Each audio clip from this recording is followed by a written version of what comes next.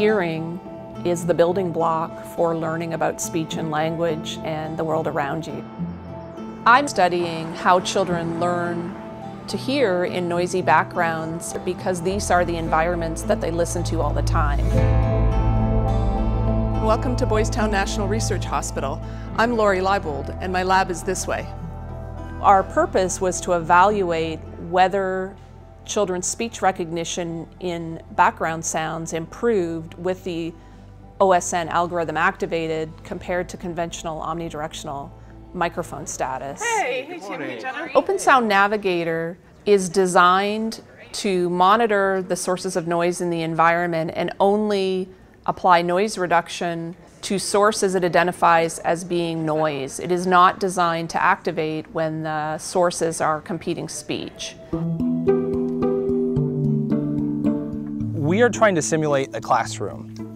You have a student who's sitting in a chair, you have a teacher who could be represented as right here, and then you have fellow classmates as distractors. They would be represented behind you, talking into your ears. The advantages of an omnidirectional microphone in hearing aids for use with young children is that it allows them to access sound coming from all directions. This is important for children because we know that much of their speech and language development comes from something we call incidental learning, which is learning about speech from sometimes unexpected sources. The disadvantages of an omnidirectional microphone are that they pick up sounds that may be unwanted or irrelevant to the task. Now we have this last speaker, and we call this off-axis target, which allows us to have the teacher off-center. That's going to allow us to see if there's any difference between a direct target and an off-axis target in the simulated classroom environment. That's it. Now we're ready for the girls for the research experiment. Hello! It's been a while since I've seen you. And this is your seat right here, right in the middle of it all.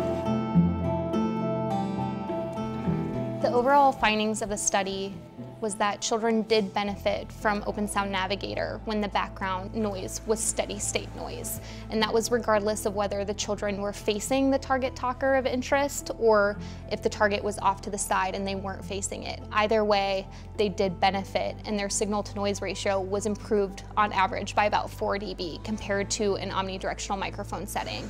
Fog. Fog.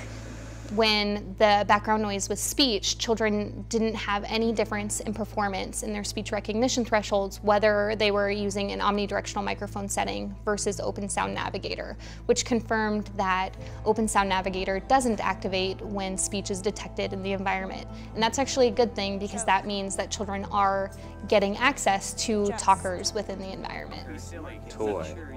Toy. I believe that OSN would support incidental learning for children.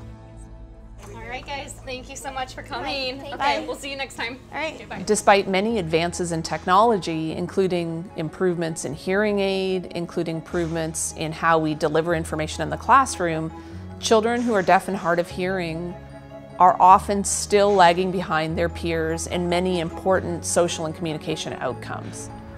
We have a lot of potential to address some of the problems that children with hearing loss are experiencing in their everyday lives.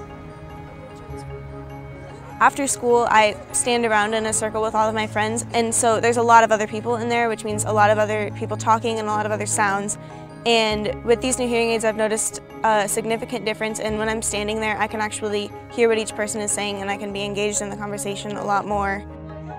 I hope that this technology is able to make the hard of hearing community experience what it's like to be of normal hearing, because no matter how far technology goes, it might not be able to be completely perfect, but as close to accurate as it could be